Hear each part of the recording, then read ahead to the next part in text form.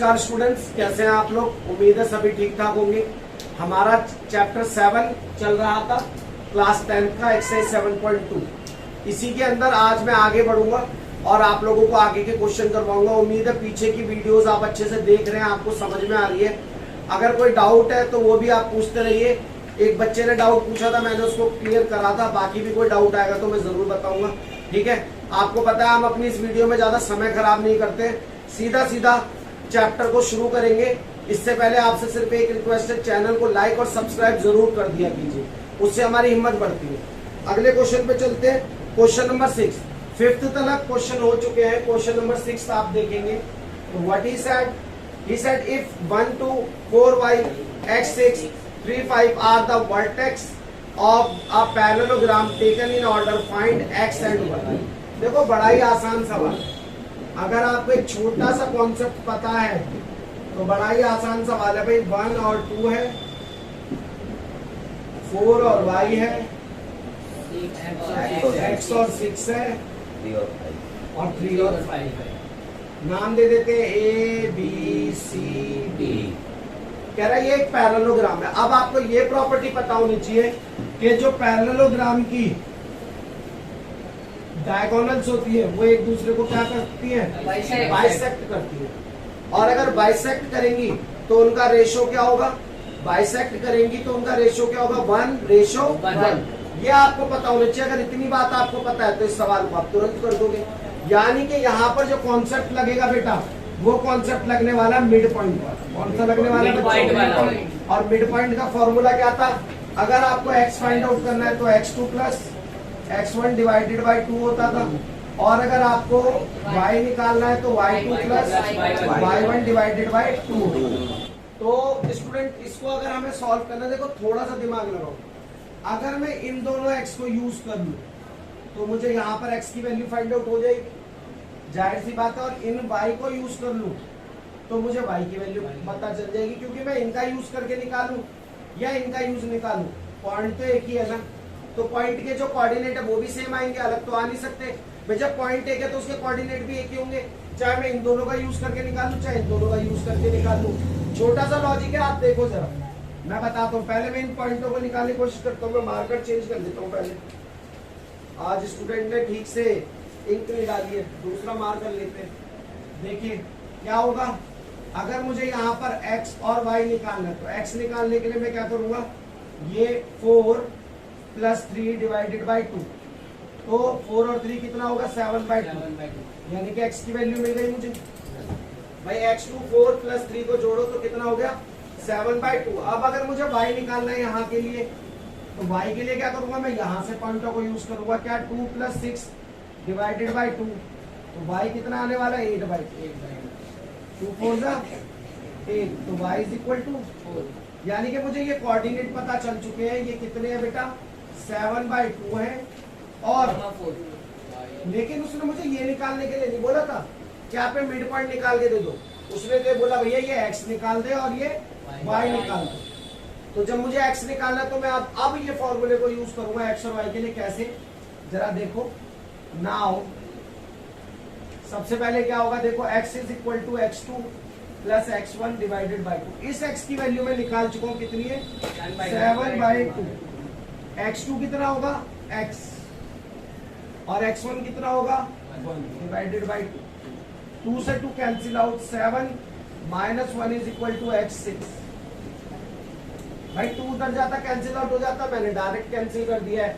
और ये जो 1 है पॉजिटिव उधर जाके नेगेटिव हो गया, तो 7 में से बन गए 6। अब सेम चीज मैं y के लिए करने वाला हूँ। अगर मुझे y निकालना है, y2 plus y1 divided by 2। y की वैल्यू मैंने कितनी निकाली थी बेटा, 4। y2 कितना है मेरा, देखो जरा y2 कितना है, y2 है y, और y1 कितना है मेरा, 5 डिवाइडेड बाई, ये उधर क्रॉस मल्टीप्लीकेशन में जाएगा, 4 2 जा 8, y प्लस 5 और 8 minus 5 is equal to y। तो 8 में से 5 माइनस करो 3। दैट मीन्स आपको वैल्यूज मिल चुकी है। ये जो x है उसकी वैल्यू है 6 और ये जो y है बेटा उसकी वैल्यू क्या है, 3। And that will be all the coordinate of parallelogram. But इसके अंदर थोड़ा सा लॉजिक लगाना आप लोग, ये मत भूलना कि पहले आपको जो एक्स और वाई की वैल्यू गिवन है उनका यूज करके पहले आपको क्या निकालना है, मिड पॉइंट निकालना है। मिड पॉइंट निकालने के बाद आप दोबारा फॉर्मूला अप्लाई करोगे और पर्टिकुलर एक्स और वाई को निकाल के आप फाइंड आउट करके दे सकते हैं। ठीक है, अब इसको उतारिए, नोट इट डाउन प्लीज। फिर नेक्स्ट अगला क्वेश्चन देखते हैं क्या कह रहा है। Find the coordinate of a point A where A B is a diameter.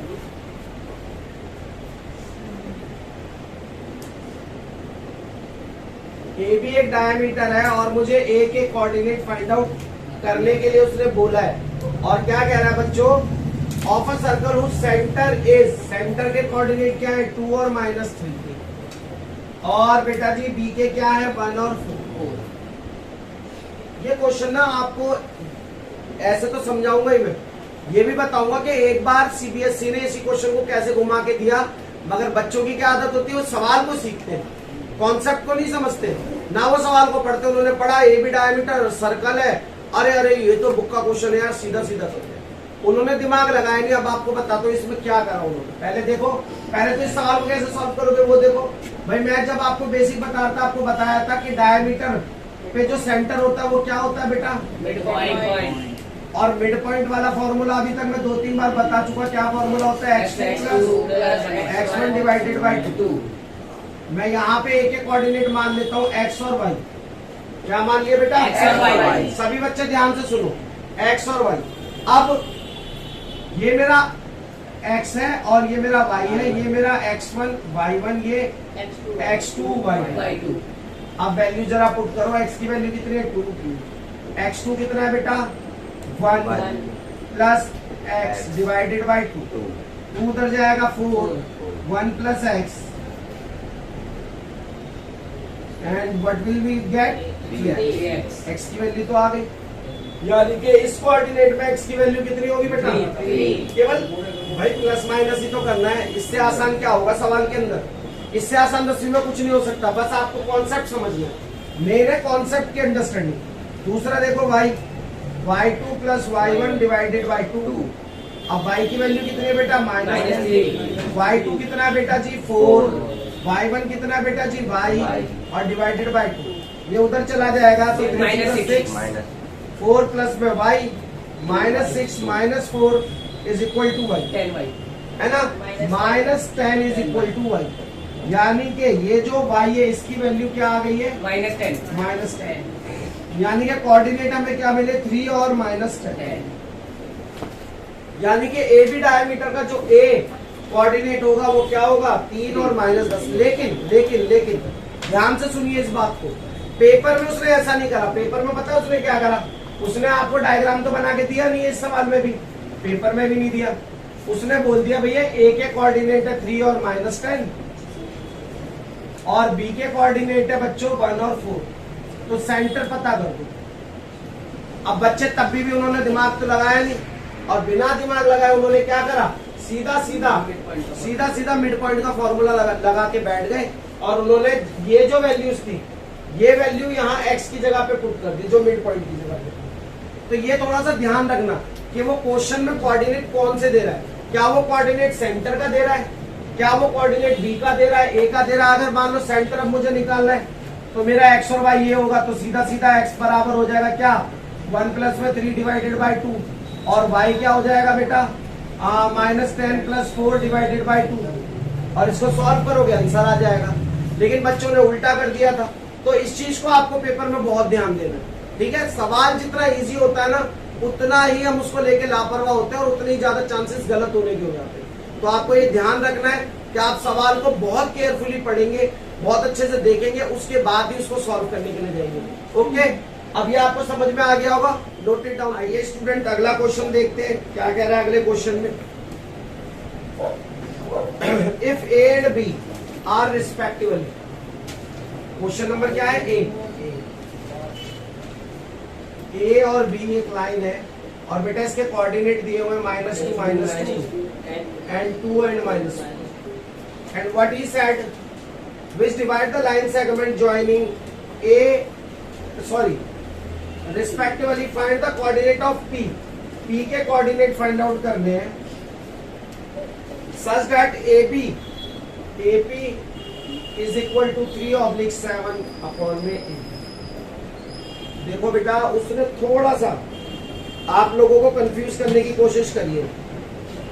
उसने रेशो ना देके कुछ इस तरीके से आपको रेशो दे दिया और बोला पी एक पॉइंट है जिस पे लाई करता है, तो पता करिए पी पॉइंट जो है उसके कोऑर्डिनेट क्या होंगे, या उसका रेशो भी आपको इनडायरेक्ट में निकालना ही पड़ेगा। तो देखो बड़ा ही आसान सी बात है बेटा, अगर मैं इस ए बी को नीचे ले आऊं तो ए पी अपॉन में ए बी बराबर हो जाएगा 3/7। इसका मतलब क्या है? इसका मतलब है ये जो पूरी लाइन है वो 7 यूनिट की है। कितनी बड़ी है? और बेटा उसमें जो एपी पार्ट है ये वाला वो 3 यूनिट का। अब एक बात मुझे बताओ, टोटल 7, एक पार्ट 3 तो दूसरा पार्ट कितने का होगा? 4। तो रेशो पता चल गया, रेशो पता चल गया भाई। एपी रेशो पीबी कितना होगा? 3/4। दोबारा से समझो, कोई बहुत हार्ड एंड फास्ट रूल नहीं है, बहुत मुश्किल बात नहीं है, छोटी सी बात आपको समझनी थी। ये ए बी अपॉन में गया। अब भाई ए बी 7 है, अगर मैं कंपैरिजन करूं ए बी 7 यानी कि पूरी लाइन 7 यूनिट की है और मेरा ये जो एपी है वो 3 यूनिट का है, तो बेटा बाकी पी बी कितना बचा? 4। 7 में से 3 माइनस करा 4 बचा, तो रेशो मिल गया 3/4। और अब तो सवाल कुछ है ही नहीं, अब तो कोऑर्डिनेट पता करना है। तो भाई कोऑर्डिनेट के लिए एक्स के लिए क्या फॉर्मूला होता है? M x2 plus N x1 divided by M plus M. यहाँ है एन यहाँ है, x1 y1 x2 y2। x की वैल्यू क्या है बेटा? हमें निकालनी है। m की वैल्यू क्या है? 3। x2 की वैल्यू क्या है? 2 प्लस n की वैल्यू क्या है? 4। x1 की वैल्यू क्या है? -2। कितनी है? -2 अपॉन में m और n 3 प्लस 4, 3 2 6, 4 2 8 और 3 और 7। कितना बच रहा है बेटा? -1 या -2? तो x की वैल्यू क्या आ गई? -2/7। -2/7। अब आती है y की value m/2 plus n/1 upon में m प्लस n। चलिए इसकी वैल्यूज रखते हैं। अब हम लोग क्या वैल्यू आने वाली है देखते हैं। चलो y is equal to m की वैल्यू क्या है बेटा? 3। y2 की वैल्यू क्या है? प्लस n की वैल्यू क्या है बेटा? 4। n की वैल्यू क्या है? 4। और y1 कितना है? -2। और नीचे क्या आने वाला है बच्चों? 3 + 4 क्यों आने वाला है? क्योंकि m प्लस n लिखना है। m और n कितना है? 3 + 4। तो y 3 4 12 -2 4 8 अपॉन में 7 प्लस कीजिए 20 कितना आएगा? -20/7। कैंसिल आउट तो हो नहीं रहा, तो कोऑर्डिनेट हमें मिल गए क्या है? -2/7 और -20/7। यानी कि ये वो कोऑर्डिनेट है जो इस लाइन को 3/4 में डिवाइड कर देगा, या फिर जो हमें गिवन कंडीशन थी उसको भी सेटिस्फाइड करेगा। तो ये क्वेश्चन थोड़ा सा इंपॉर्टेंट हो जाता है पेपर पॉइंट ऑफ व्यू से। ऐसे क्वेश्चन जिसमें छोटे छोटे लॉजिक लगते हैं और बच्चे भूल जाते हैं, छोटी बातें हैं। आपको लास्ट क्वेश्चन में लगा हुआ है ये तो बहुत छोटी बात है सर, क्या बता रहे? बेटा छोटी बातों का ही ध्यान रख के बड़ी बातों तक पहुंचा जाता है। आप छोटे छोटे, अगर आपको यही नहीं पता प्लस माइनस माइनस है, माइनस प्लस माइनस है, एडिशन के टाइम प्लस माइनस माइनस होता है, बड़े डिजिट का साइन आता है, तो आप बड़े सवाल कैसे करोगे? बड़ों के लिए छोटा सीखना बहुत जरूरी है। जब तक आपको गिनती नहीं आती तब तक आपको पहाड़े नहीं आएंगे, जब तक आपको पहाड़े नहीं आएंगे तब तक आपको मल्टीप्लिकेशन नहीं आएगा, मल्टीप्लिकेशन नहीं आएगा, बड़ी बड़ी कैलकुलेशन नहीं आएंगी। तो आप जब तक छोटी चीजें नहीं सीखोगे बड़ों पर नहीं पहुंच सकते। इसलिए इन छोटी छोटी बातों का ध्यान दीजिए, क्योंकि छोटी छोटी और मोटी बातें, शक्तिमान में सुना होगा ना ये डायलॉग। तो ये क्वेश्चन पूरा हो चुका है, नोट इट डाउन एंड फिर आगे चलते हैं। देखिए जो क्वेश्चन नंबर 9 है वो क्वेश्चन ऊपर मैं आपको करा चुका हूँ। क्वेश्चन नंबर 9 बिल्कुल उसकी कौन से क्वेश्चन की तरह है? ट्राई सेक्शन वाला कौन सा क्वेश्चन था? Question number 2। मैंने वहीं पर आपको इसकी नॉलेज दे दी थी। उसने आपको बोला है कि एक लाइन है बेटा और उसके कोऑर्डिनेट क्या है? -2 and 2। और बेटा जी बी उसके कोऑर्डिनेट है 2 और 8। कह रहा है इसके 4 इक्वल पार्ट करो। 4 इक्वल पार्ट, ट्राई सेक्शन बोले, 4 इक्वल पार्ट बोले, 2 इक्वल पार्ट बोले, बात तो एक ही है। अब 4 करने तो लाइनें कितनी डलेंगी? 3। कितनी? 3. अब देखो 4 पार्ट हो रहे हैं ना, 4 इक्वल पार्ट, 1 2 3 4 हो गए इक्वल पार्ट्स। अब अगर 4 पार्ट हो रहे, रेशो बनाना मैंने कैसे सिखाया था, अगर मुझे इस पॉइंट के लिए रेशो बनाना है तो आगे कितने पार्ट है? 1 और पीछे कितने बेटा? 3. रेशो बन गया। इसको देखो आगे कितने पार्ट है? 2 और पीछे कितने पार्ट है? रेशो बन गया। इसमें देखो आगे कितने पार्ट है? 3. और पीछे 1. रेशो बन गया, यानी कि एक लाइन तो आपकी बन जाएगी क्या?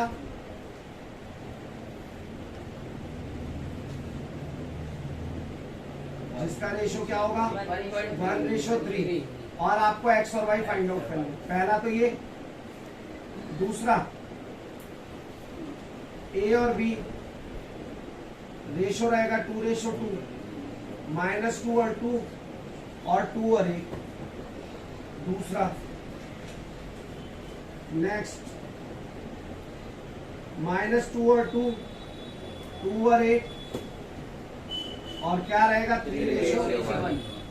अब इनके कोऑर्डिनेट आप घर पे खुद से फाइंड आउट करोगे, मैं इसको सॉल्व नहीं करवाऊंगा, आपको खुद घर पे सॉल्व करना और कमेंट में इसके आंसर आपको डालने। ओके, अब आता है नेक्स्ट क्वेश्चन, और वो क्वेश्चन भी मैं आपको नहीं कराऊंगा, केवल हिंट दूंगा, क्योंकि वो क्वेश्चन भी आप आराम से कर सकते हो। उसने बोला एक रोम्बस है, और बेटा रोम्बस की जो वर्टेक्सिस है वो 3 0 4 5 -1 और 4 -2 और -1 और कह रहा है इसमें एरिया फाइंड आउट करना है आपको। क्या फाइंड आउट करना है? एरिया। और उसका फॉर्मूला भी दे रहा है क्या? 1/2 इंटू में डायगोनल 1 इंटू डायगोनल 2, यानी कि पहले दोनों डायगोनल्स की लेंथ निकालो और फिर यहाँ पर उसकी वैल्यू क्या करो? पुट करो। जैसे देखो एक डायगोनल ये है, तो एक लाइन के कोऑर्डिनेट आप यूज करोगे 3 और 0, -1 और 4, और इसका डिस्टेंस आप लोग फाइंड आउट कर लो। ओके बच्चों, फिर दूसरी डायगोनल है 4 और 5, -2 -1, और इसका भी डिस्टेंस आप फाइंड आउट कर लोगे। फॉर्मूला लिख देता हूं, चलिए।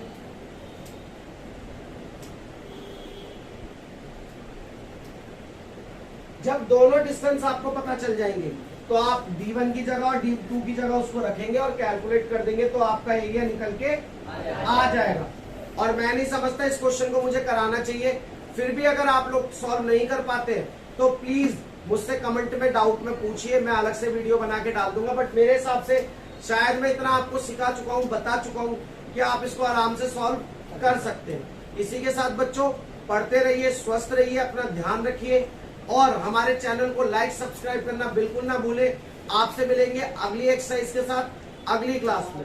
धन्यवाद।